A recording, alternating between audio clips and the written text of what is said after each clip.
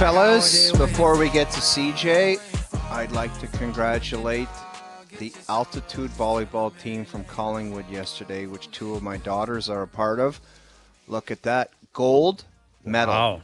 Yes. Saw that. Gold medal. And I got there. It was my first experience, and I was watching some of the other teams, and I was like, oh, boy, this might be a long outing. And they got the job done, and they won.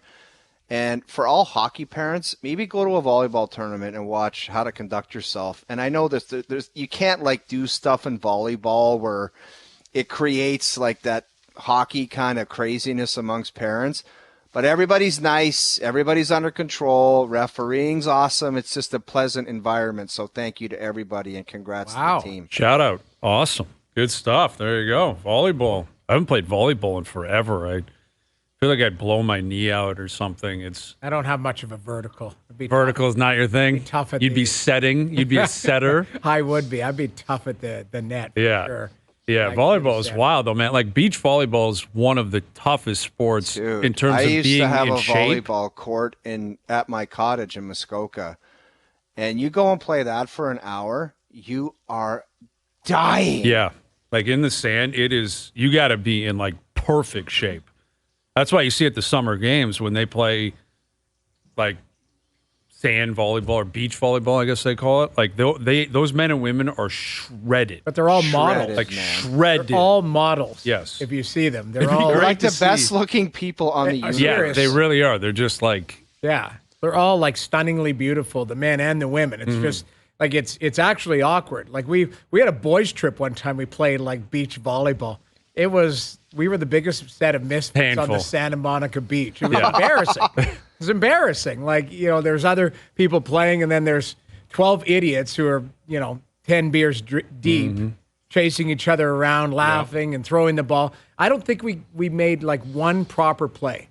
It was embarrassing. Listen, obviously there's technique like any other sport. I don't know what that is in volleyball. I haven't played since I was in elementary school, but great sport. Good stuff. Shout out. We love it.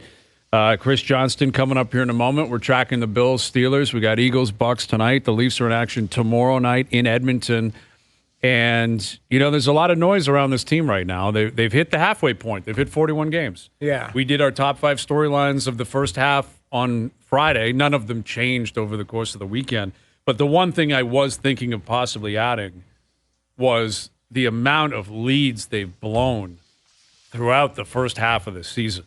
Or how many missed opportunities they've had, losing to Chicago and Columbus and, finding a way to lose to Buffalo 9-4. and Ottawa when everyone was beating Ottawa. Yeah. Everybody, and they lost to Ottawa. The one thing, wasn't it early on, though, that they were the comeback kings? Because then for night one, weren't they down 5-3 to Montreal? They scored 2 goals with the goalie pulled, I believe. Yeah. To me, it hasn't been a smooth pathway, but it was either they were coming from behind 4-1 or they were giving up. Now, recently, it's giving up these leads. There's no consistency. Hey, Noodles, that's why Frank's tweet about the other teams that are struggling right now, that's why people would be more likely to give those teams the benefit of the doubt because of some different bodies of work they've had throughout the season where it's 10 games of dominant hockey. The Leafs, regardless of what their points are, man, they've been kind of wildly inconsistent, get to where they are right now. So that's where it's the alarm bells go off and it seems a little bit more serious at times because you just don't know what's around the corner with these guys. Well, what happens if they hit the skids and they just start really playing terrible? That's what it's they've what done does here. that look like? Yeah, that's what they've done here. They're 10-9-2 at home. That's a staggering statistic. 10-9-2 at home. They're 11-3-6 on the road. That is such a massive difference. And I can't really put my finger on why that would be the case. But with them, this is where 2 or 3 games and statistics can fool you and a couple things go your way. They hold on and get 2 points on Long Island. They hold on and get 2 against Colorado. They're on pace all of a sudden for 106 points instead of 100 points. You're feeling But good. with them doing what they've done through 41 games, now you're on pace for 100, which is enough to make the playoffs every single year, but it's not comfortable. And you're 2 weeks away from being on the wrong side of it. right? Edmonton tomorrow, Calgary Thursday, Vancouver Saturday, Seattle's winning a lot of games, and then they got Winnipeg Wednesday, Winnipeg Saturday next week. Again, they go 2-4 over that stretch. You're probably out of the playoffs. Like at that point, you could be behind Tampa, behind Detroit. Pittsburgh's lurking. The Islanders are lurking.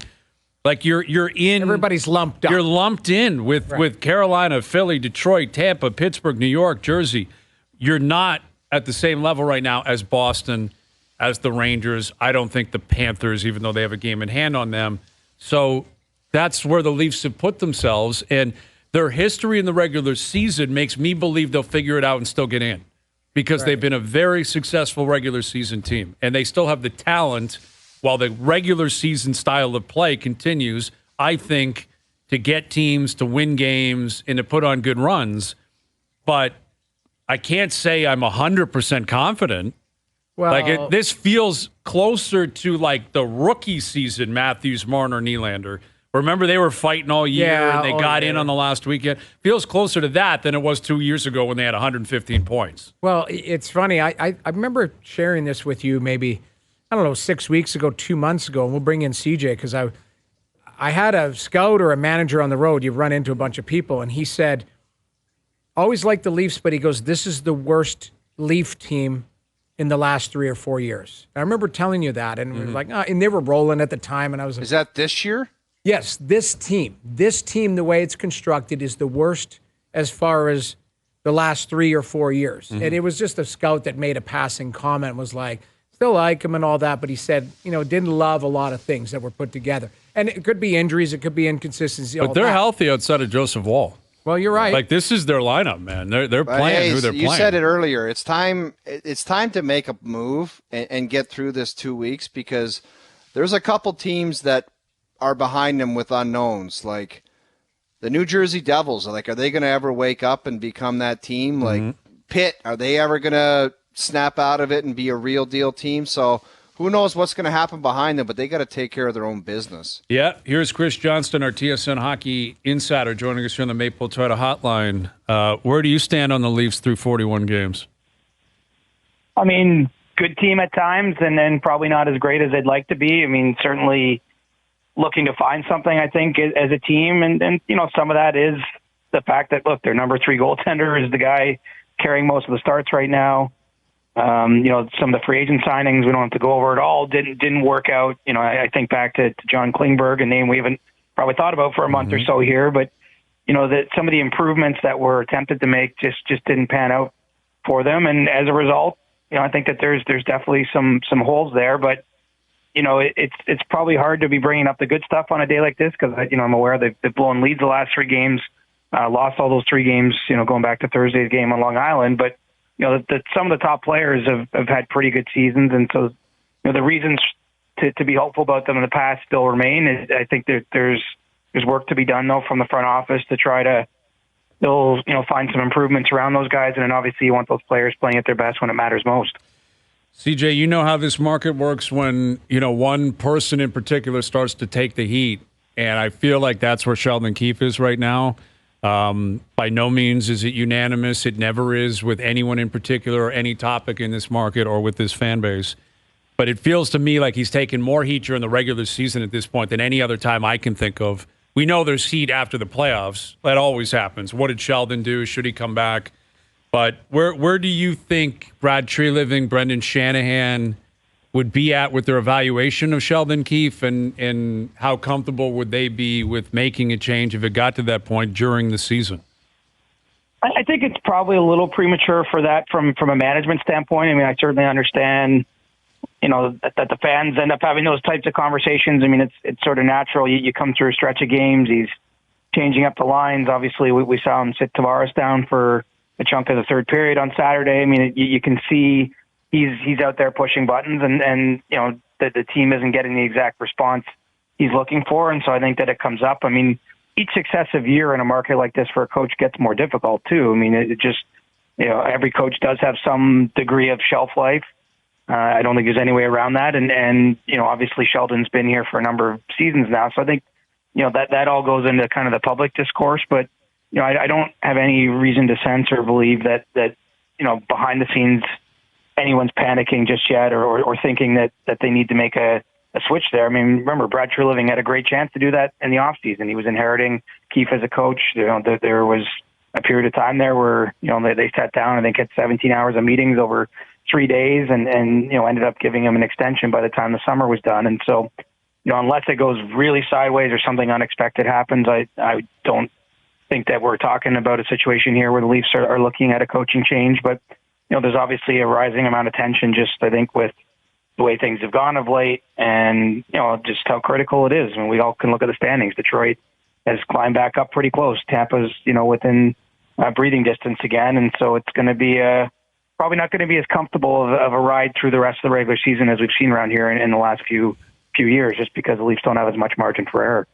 Yeah, I mean, that's what we were talking about last hour, CJ. Like, all season it's been understood that when they get to the trade deadline, they'll look to improve. They'll look to bring in pieces, probably a defenseman or two, maybe a depth forward.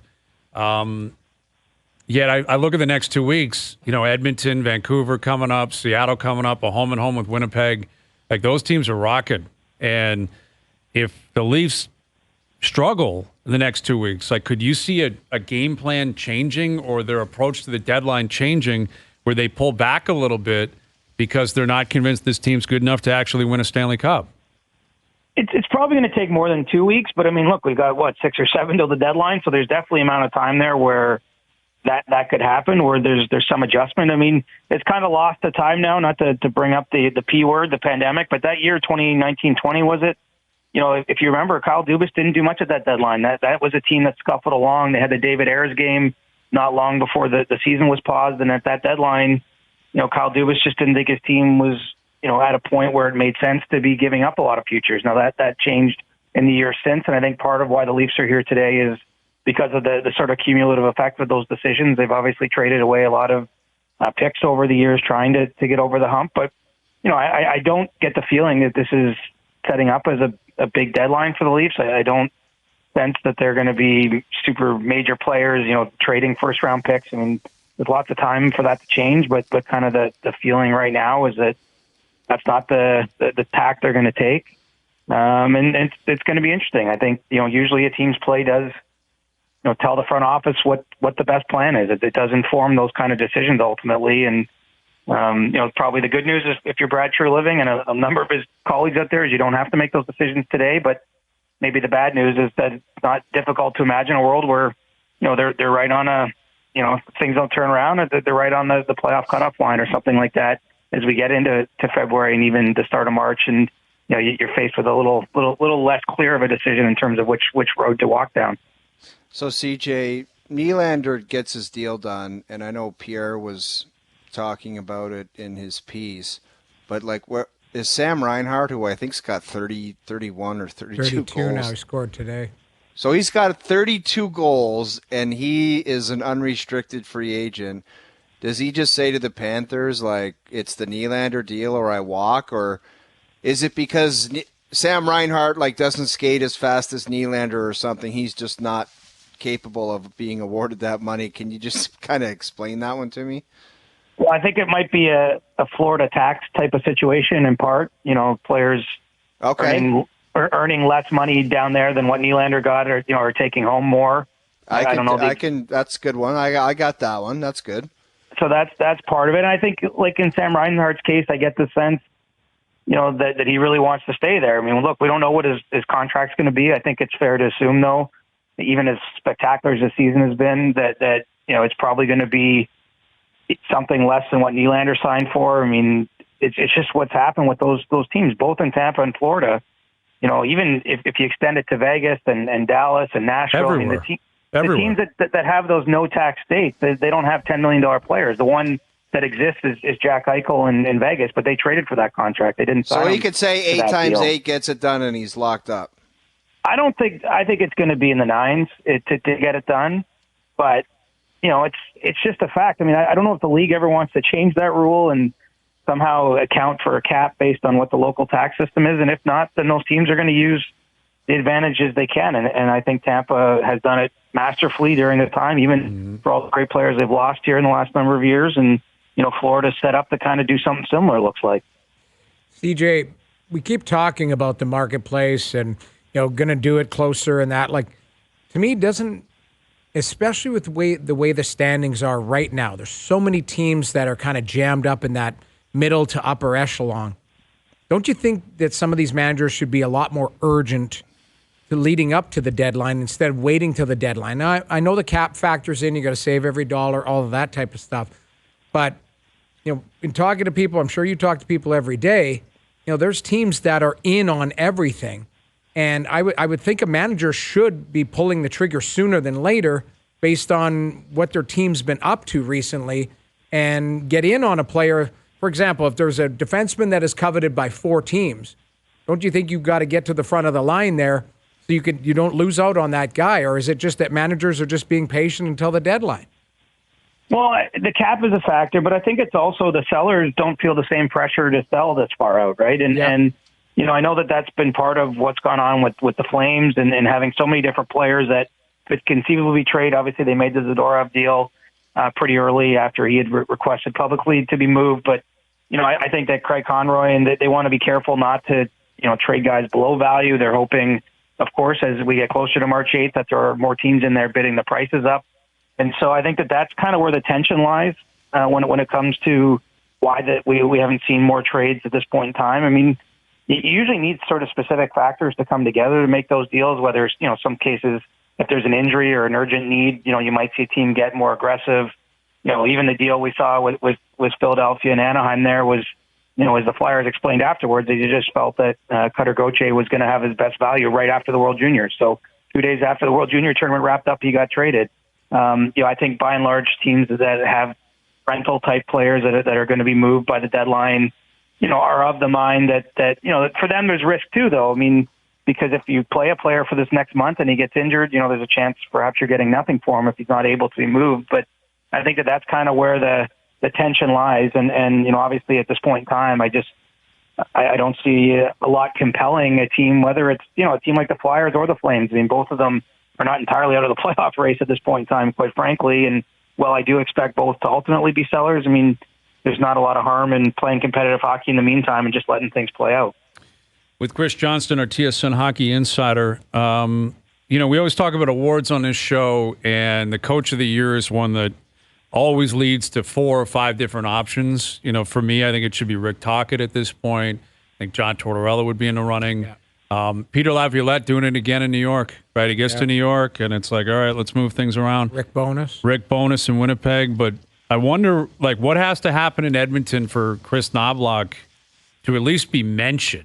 Like, if they run off like a .750 winning percentage the rest of the way, because it's wild. Like, that's all they've done. Noodles, you mentioned it. Like, they fired the coach, and that's it. And they sent Campbell down. Right. But other than that, it's like, we're just going to play, and we're going to trust our process. Basically, there was nobody on that roster that was playing well enough. That was it. So Ken Holland said, play better, going to change the coach. Mm-hmm. Yes, Jack Campbell went down, and they basically put all their eggs in Stuart Skinner's basket. Yeah, it's not like Campbell going down affected anything because Skinner's almost like played every game, or the majority of them. That's it. But like that's the only thing is Ken Holland sat on his hands, and he took a lot of shrapnel. Every day he was trending on Twitter. Luckily, he doesn't have Twitter, I don't think, but they wanted heads to roll there in Edmonton, and he basically said to every guy in that dressing room, go play better. Yeah. And they did. Worked out pretty well, CJ. Yeah, I mean, I think what would need to happen, if they can get into one of the guaranteed 3A playoff spots in the Pacific, which, it certainly looks like they can. I mean, I don't know if you remember, there was a point early in the year, they were 18 or 20 points behind Vegas. And right now, Edmonton has put itself in a situation where if it won the games in hand, they would pass the Golden Knights and be second in the division. Now, it's hard to see them catching the Canucks because, even as hot as Edmonton's been, Vancouver still has pretty big cushion there. But I think, getting into that guaranteed playoff spot, if they reel in a team like Vegas, which honestly, it looked almost impossible the first week in November. And here we are not even in February, and it's very much on the table in terms of something that could happen. I think that he's there. And ultimately, maybe Knobloch isn't having, he's not the first name that's popping into your mind as you're doing the exercise now, but I think the longer that they just remain a top team and are clearly back, I mean, no one's disputing that at this point. I think that he has to be considered. And usually that's the kind of coach that wins the Jack Adams. Like, it's often either the the guy who's coaching a team that no one expected that has a great year, or occasionally you've seen something like this where someone comes in, a newcomer, and turns things around in a pretty abrupt way. And so, I actually think he's got a great shot to be among the coaches on the Jack Adams ballot. And let's face it could be a Canadian sweep. You could have Bonus, Tocchet, and Knobloch as the three guys, and I don't think anyone would really have much of an argument at this point in time. No, it really is wild, though. The three of them are rolling, and again, the Leafs are out there. Like, the Leafs have been great on the road, though. Like I mentioned earlier, CJ, they're not very good at home. They're 10-9-2 at home. They're 11-3-6 on the road, and this might be what they need. Again, they're not. It's not like they're on pace for 75 points. They're still on pace for 100 points. They're still a good team. But going through Western Canada, hitting the road, there'll be 1 million Leaf fans tomorrow, 1 million Leaf fans on Thursday, on Saturday. I'll bet you in Seattle there'll be a bunch of Leaf fans. Like, how do you see the next 2 weeks? Because we keep playing it up, going through Western Canada, and then again they got a home and home with Winnipeg next week. Like, what do you anticipate seeing out of the Maple Leafs? Well, you're looking for their best, right? And as much as we can talk about, some of the holes that need to be filled, maybe lower down on the roster, right? I'm looking squarely at the top players on the team, who are counted on to pull them through this. And some of those guys haven't been at their best here in the last few games when they've dropped a few.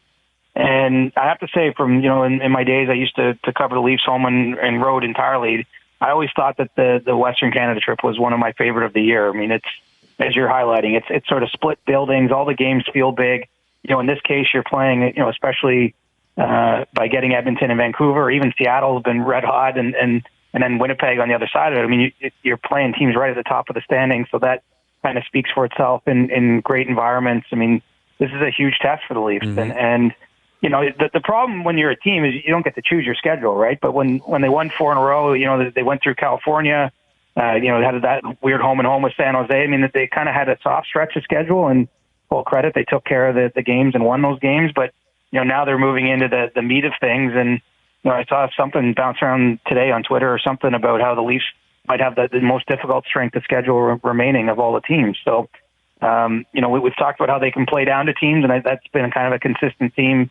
But they tend to have performed pretty well in those games. So I don't think you're overhyping it to say that this is a critical stretch, not because they are about to miss the playoffs, or there's lots of room to recover if this goes poorly. But I think there's a lot of attention on the team right now, and you've got Tavares, Matthews, and Marner at least starting this trip split up on different lines, which is not something we see too often. And I think there's kind of a bit of an implicit challenge in there from the coaching staff that each of those guys has to kind of pull a line along and drive it on their own.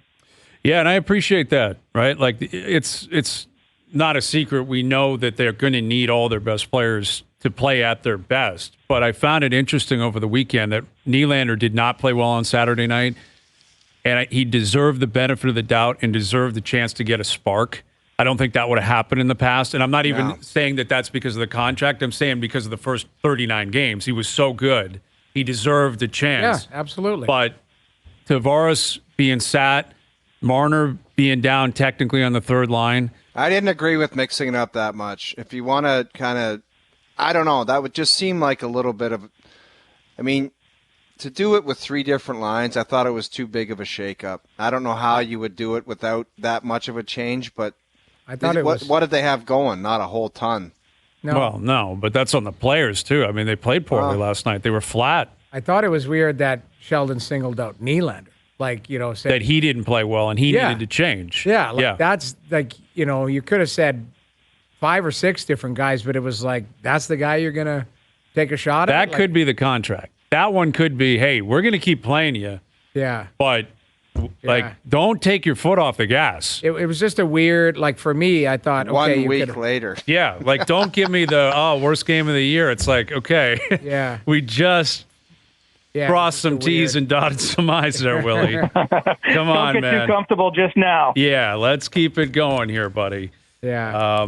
That was different over the weekend, that's for sure.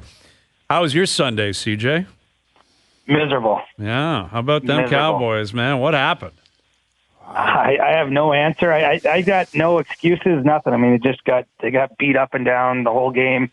I had a chance. The good news is it was such a laugher of a game. I had a chance to mourn the season before it was over. So, I'm already ready to fire the coach, and let's blow it up and see what next year brings. Oh, yeah. Dude, your boy Pierre, because I was sending some messages.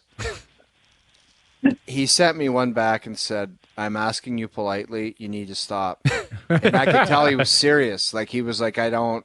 He freaks, man. Was he hurting? Dude, he was legit. I could tell by the text where he said, "I'm asking nicely, please stop it. Leave me alone." I've had enough. Yeah. That's when I backed off. I got the message. Yeah, good man. It was tough, man. Yeah, it was you didn't tough. give it to us too bad, O-Dog. I mean, look, we both come on this program each week and talk about the Cowboys. So when they take it between the eyes like that, I mean, we just got to take our medicine too. Yep, there's nothing you can do. Packers went in there with a game plan, dismantled the Cowboys. It is what it is. The Green Bay Packers have 3 wins at that stadium in the playoffs. Dallas has 2. Yeah, I Green read Bay that has stat last more night, playoff wins in that stadium than the Cowboys. which is tough. That's That shocking. makes me sick. That's sickening. And I'm a Packer fan. That's crazy. Yeah. All right, CJ, we'll do it again soon. Thank you, buddy.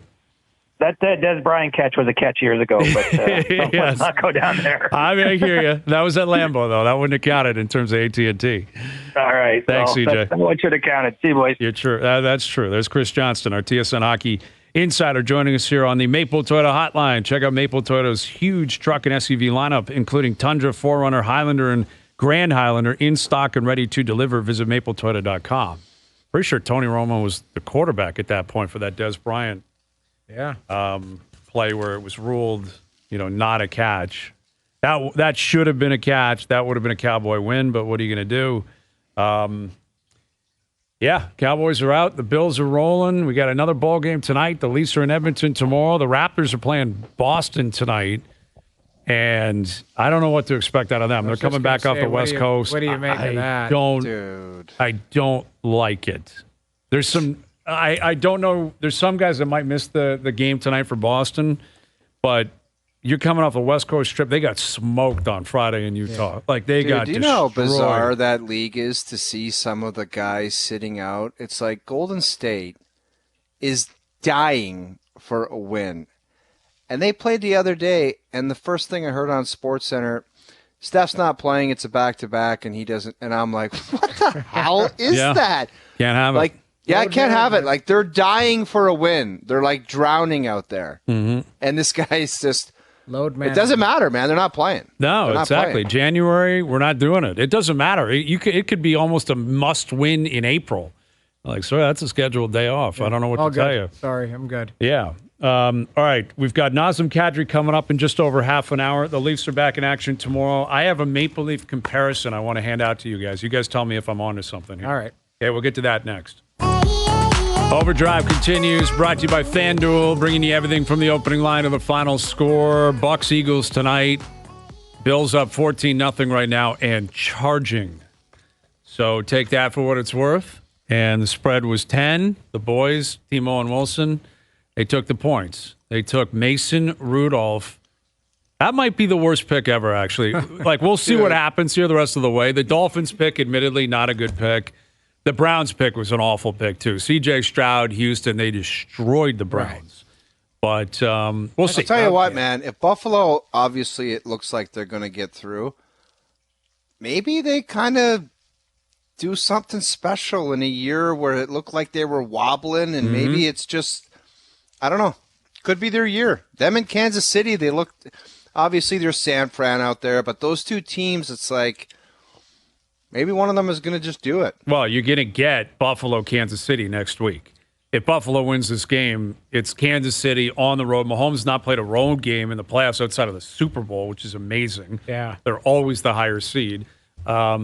So that is what it is trending towards, and that is possible. And, you know, we've been talking about the Maple Leafs all day, and maybe that magic is available to them down the road. It's tough. It's difficult to envision them going on some miracle cup run this year because of their history, because of their DNA. You know, that's why you look at Tampa. I think it's gone. I think that ship has sailed for Tampa to win a Stanley Cup. But if they got in and they restored some magic, is it possible? Yeah, I've seen it before. Right. Yeah, I guess Vasilevsky stands on his head. Hedman's unreal. Point scoring OT winners. Kucherov. Okay, I've seen it before. We've never seen it with the Leafs. So they don't have a championship DNA that makes you believe like this is the year. And the same thing with the Bills. The Bills have never won a Super Bowl. Right. So you're still waiting for them to fall off, but it's possible. Yeah. And I was watching the Leafs over the weekend, and I had this kind of deja vu feeling. And it's very similar to the feeling I had about the Blue Jays in 2013. This Leaf team is the Blue Jays of 2023. Not 13, 23. This past year. The same team. Good team, high expectations, carryover pieces. You got Bichette is Matthews. You got Vladdy is Marner. You got Springer is Tavares. Right. Expectations. You got to get it going. Young progressive manager and John Schneider. Just can't put it all together when it matters. Never felt didn't have the clutch gene to close. Never felt like they were going to get it going, but got to 89 wins, got in the playoffs, and we saw what happened. And it just feels very similar. Like that whole summer, we're like, what's up with the Jays, man? Like there's something missing. Right. Like I don't know what it is. I can't put my finger on. And sometimes you could. Sometimes it was runners in scoring position, clutch hitting. They can't get it. Where with the Leafs, it's probably holding on to a lead. They can't hold on to a lead, or defensive breakdowns, or penalty kill issues, or whatever. And with that Jays team, you would be saying that, Hayes. I remember you're like, man, what's up with the Jays? And then 10 days later, you'd be like, they're right where they need to be. They look good. And then 5 days later, you'd be like, man, what's up with these guys? And then you're like, if they could just get it done tonight and then take care of business tomorrow. It was always like everything was right in front of them. And we'll see if the Leafs are the same, but they could just never just jump up and grab it. It was eerily similar, man. Like it just you kind of knew like they're gonna get there. They're good enough to get in. Yeah. Like they're a good team. We can see it. It's like they're gonna find a way. But I just never got on the bandwagon that something magical was going to happen. They were lacking too much. They never made for me the way I look at them, they don't make it easy on themselves. They've always been a bit of a high wire act when it probably doesn't need to be. Whether it's like, okay, so Saturday night it doesn't fall your way like last night. Respond, be pissed, go at it. It's just kind of like, hey, we're going to show up and play hockey. Yeah, we'll tonight. see what happens. See what and happens. Then, Sheldon's like, they were tired. I'm like, well, so was Detroit. Detroit probably was just as tired. They and Detroit won in regulation in your building. Yeah. So you can't. I come back to it, and believe me, I'm around Ottawa right now a lot, so I'm seeing the opposing teams too. Rod Brindamore has had the best line of the year. Well, he's had about 5 of them, but he had one where they'd gone through a bunch of losses and everything, and he just said, the excuse jar is full. I'm not using it anymore. Because he said, we've had injuries, we've had inconsistencies, we've had all these things. We're just done making excuses. Got to play hockey. And, I don't know. We're trying to put our thumb on a bunch of different things for the Leafs. The guys who are in the lineup got to perform. That's really what it is. Mm-hmm. And I would assume Jones starts tomorrow. I would assume... You think Giordano goes back into the lineup? Well, this is the problem they have is like Giordano, his hands, he's lost his hands since he came back from injury. For me, I watched him on a moving train, right? Yeah, and the injury took him out. He's 40 years old. He's in shape, but when you get to that point in your career, it's tough, right. And especially tough when you're a last man of defense, last man standing back there. It's one thing if you're a winger, like Spezza when he was 38, 39, 40.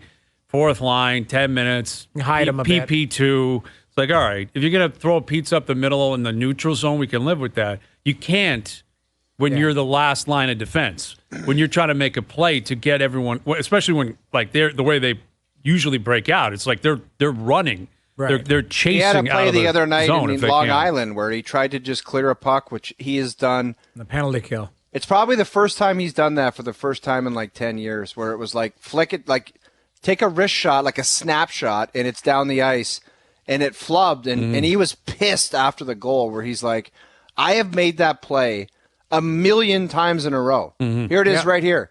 Full possession, wrist shot, doesn't get out. And it ends up in the back of the net. That was Horvat's And goal. He was pissed, man. Mm-hmm. And that's just the stuff that happens where he probably said to himself, I've gotten that puck out. Watch him afterwards. He probably said, I've gotten that thing out 5,000,000 times in a row. Yeah. And now I'm 40 years old, and that crap happened to me. Yeah. And that's the issue. Like, that doesn't mean he won't go back in. He very well could. But I said before the year started, he should be your 7. He should be a guy that ends up playing 45 games due to injury, but not a guy you're asking for a spark. TJ Brody's in the 5th year of a 5-year deal. They've got great value out of him through 4.5 years. Like, he gave them predictable availability, right? He's always playing. He's always healthy. He's there every night up against really good competition. He looks like he's lost a step, and his hands are failing him a little bit too. And he probably is in a position in his career where you'd like to move him back. You can't. And that's the problem with defensemen in particular. If you lose a step or your hands start to fail you and you're out against Nathan McKinnon, you're dead. You're dead, you're man. Dead. And if it's half McDavid a step tomorrow, everywhere. It's like half a step to the corner, then half a step back to the front of the net, and then half a step to the other corner, and then half a step up, and then you got it's a lot, man. It adds up. It adds up quickly. That's the thing. You got to do it by committee tomorrow. Like, when and it's easier said than done, but when they went in during the bubble there and had those 3 games in a row and had a couple shutouts and a 1-goal game, 3 different goalies, but played a really tight team game, it was tough for the Oilers to get anything going, right? So, like, to me, that's what they have to be focusing on. And I know it's such a cliche, but you got to go into Edmonton and try and win 2-1. And I don't know if they're wired that way, but you have to find a way to try and win 2-1. Because I will say this, watching Edmonton the last couple games, like, they haven't had their A stuff, but they chipped away at Montreal 1-2-1. Gave up nothing in that game. Right, chipped away. They've won these 2-1 games, 3-2, where like they're hanging around, and they may not have their goods, but they find a way to get it done. And that's where I would argue the Leafs have to. Obviously, the top players have to play top players, but systematically they've got to be strong because maybe it'll be a 7-6 game tomorrow with our luck or whatever it might be. But I would try and win that game tomorrow 2-1 and see what happens. They got to get their power play back going. The penalty kill hasn't been good enough. Penalty kill's been bad all year. 26th, I think, in the league. Isn't it? No, that's a problem. Like they can't kill penalties. Defensively, you got a lot of breakdowns. I don't know. It's listen, they probably deserve to have the record they have. Like, I had a guy personally attack me today saying that's what happens to the penalty kill when you get rid of Kerfoot. And I just had to walk away. Yeah, I don't think Alex Kerfoot was the guy holding it together in the past. Pierre Engvall. No, but the one thing I will say, and he probably is pointing to it though, teams work in pairs. Who's the pairs of the penalty kill for the Leafs? Yeah. All I can think of is Kampf and Marner, to be honest with you. Right, because that's 2 real quality penalty killers. But like, I've seen Willie out there. I've seen Matthews a little bit. Like Gregor. Yeah. Like Yarncroke gets a bit of play. But like, it used to be you roll out some guys that are trustworthy.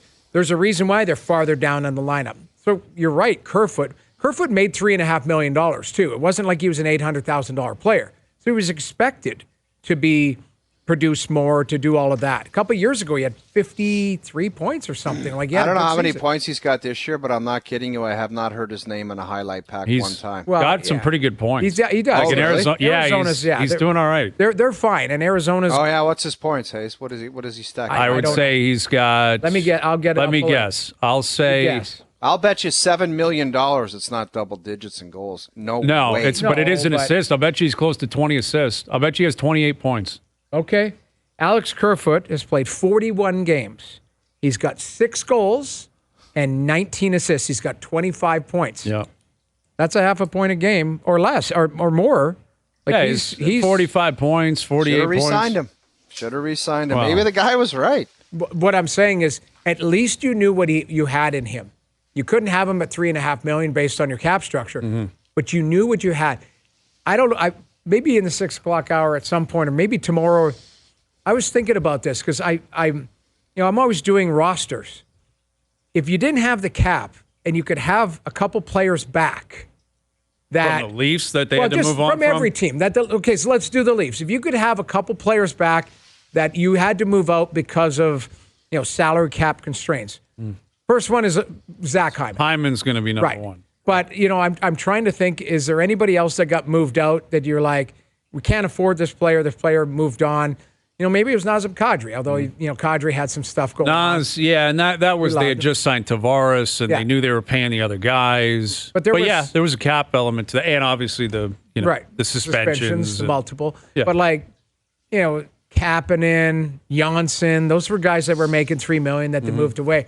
It was just an interesting exercise because I was thinking about looking at, that guy played for the Leafs or that guy played for that. Connor Brown was a good penalty killer back in the day. He had to be shipped out because of the cap. To get rid of Zaitsev.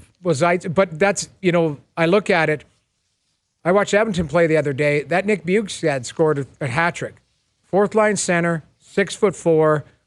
He took a 2-year deal in Arizona instead of a 1-year deal in Edmonton. And now Edmonton's probably going to have to trade for a fourth line center at some point. For that guy. For that player. So it's just interesting. Like who would you want back that's in the league that go, man, be nice to have that guy. And it's not only cap. Like there's trades too. Like obviously Carter Verhaeghe's coming up a lot. Well, yeah, but he wasn't part of this group. No, though. I know. Like I'm looking at they gave him away for nothing. Because think about Chicago had to turn over. Now they won. Mason Marchment for Gino Malgin. For Gino Malgin. And Verhaeghe was even worse. He was in a crazy package deal to the Islanders. He was like a contract unload. They just threw him in. Go ahead and take him. But he wasn't an NHL. No, of course he wasn't. But he's developed into a great player. He's a hell of a player. Hell of a player. It just it was an exercise I was just thinking out loud about. Like, I hear you. Who'd you like to have back? But I actually think that might be a depressing exercise. So let's kind of. I wasn't trying to hit a nerve. It is a tough day today already. Because Hayes is just going to go through some things, and things are going to pop into his head. Guy's and on he's cloud be like, oh, what about that trade? Hold on a second. You're not going to break his spirit. This guy is on a Green Bay cloud 9 over there. I am. That was the most. And I will say, them doing it against the Cowboys. It's probably a cherry on top. It's so much more meaningful. Like we've been asking that online. Something to chew on is brought to you by Boston Pizza, Canada's favorite sports bar. This January at Boston Pizza, get delicious, mouth-watering pastas starting at $11.99 every single day. Enjoy the pastas you love at the prices you just can't miss. Hustle into your local BP tonight. Asking people which team do you like to see lose the most? And like for me, it's the Cowboys. Yeah. I think the Yankees would be high on that list. Yeah. Any team LeBron plays for comes up, which is petty. That's an interesting one. A lot of people are writing in saying, why aren't the Leafs a part of this? That's the answer up here for people that don't like the Leafs. You love to watch them do what the Cowboys did yesterday. Yeah. And as bad as it's been for the Leafs, like collectively them blowing a 3-1 lead against Montreal, that's the equivalent of what happened yesterday. Yeah. And in football, it's a one and done. It's not a best of 7. Right. That's what I thought you were going with that comparison, because that's what's been tossed around today. I've also been cornered by a bunch of people. The Leafs are the Cowboys, and the Cowboys are the Leafs. And the stupid memes going around with Dak Prescott's helmet with the Leafs logo on it. Listen, it's eerily similar. The fan base, it's the biggest fan base in football and in hockey. It's the loudest. It's the most hated. It's the most covered. How about them Cowboys? Today, you watch TV in the States, you would think Green Bay was an expansion team. Like Green Bay is one of the most storied franchises in pro sports. Yeah. It is a massively popular team. No one cares because it's about Dallas. I picked up on something, and I wanted to ask you about it. Did the coach kind of take a backhanded shot at Rodgers? I think we have that clip. Where he was like, it was just real quiet. A lot of fun coming to work. I thought that was a direct shot at Rodgers. You want to hear it? Matt LaFleur last night? I would love to hear it.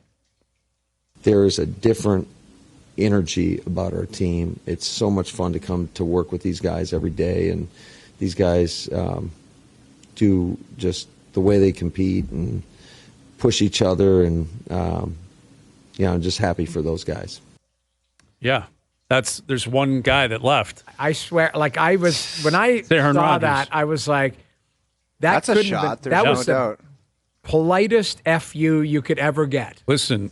The debate between who won right now, Green Bay or Aaron Rodgers, it's not even close. Dude, I'll tell you what, there were some throws that kid Love made yesterday where you're like, he was paying attention on the sidelines all those years because there were little sidearm sling plays where it was like, I'm telling he watched that from somebody and he did his job on the sidelines instead of looking up at the stands for chicks. That's a game that, I believe his quarterback rating was higher than any game in Packer history, I believe. Really? Rodgers, Favre, he was basically perfect. Wow. He's so good. He slings it. He's got a rocket for an arm.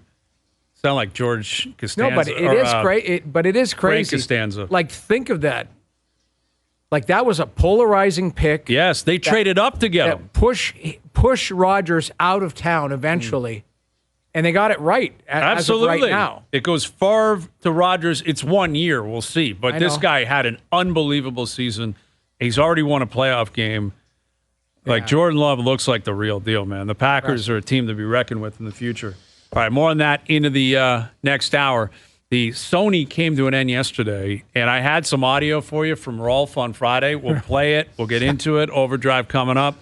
TSN 1050 and on TSN 2. All right, Nazem Kadri coming up. Naz will join us in about 10 minutes.